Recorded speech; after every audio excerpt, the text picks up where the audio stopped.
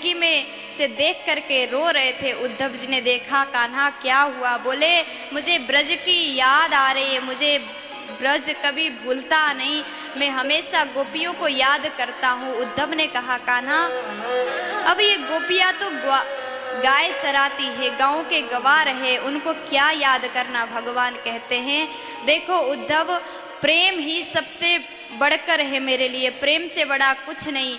तुम ज्ञानी हो, तुम्हें भी प्रेमी बनाना है।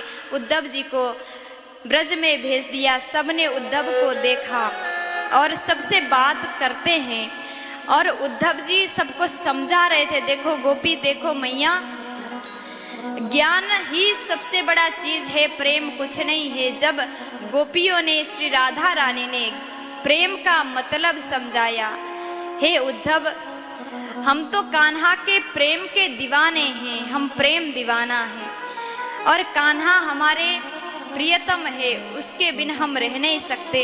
जब गोपियों ने अपना भाव प्रकट किया, प्रेम के बारे में बताया, हमें ज्ञान नहीं चाहिए, प्रेम में ही हम खुश हो जाते हैं। गोपियों के प्रेम, उस भाव को देख करके उद्धव जी भी वहीं पर डूब जाते हैं, तल्लीन हो जाते हैं। जब उद्धव जी ने प्रेम को देखा और लौटते वक्त कहते हैं, प्रभु मुझे कभी कुछ आप बनाना चाहो तो वृंदावने किमपि गुलमलतौषधीनाम, वृंदावन के चाहे एक कीड़ा बना दो, चाहे पत्थर बना दो, चाहे पेड़ के पत्ते बना दो, मुझे वृंदावन में ही जन्म दे दो। हे प्रभु, इतना कृपा कर देना।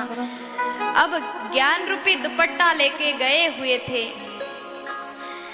ब्रज में जाते ही ज्ञान का दुपट्टा जो था, ब्रज के एक कांटा उस दुपट्टा में अटक जाता है।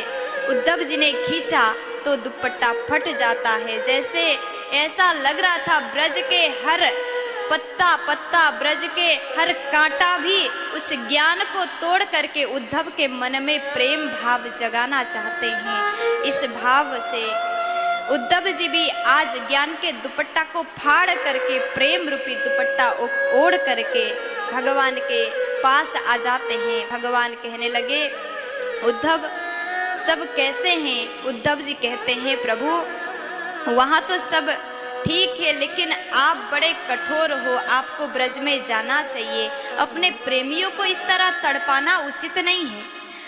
तो उसके बाद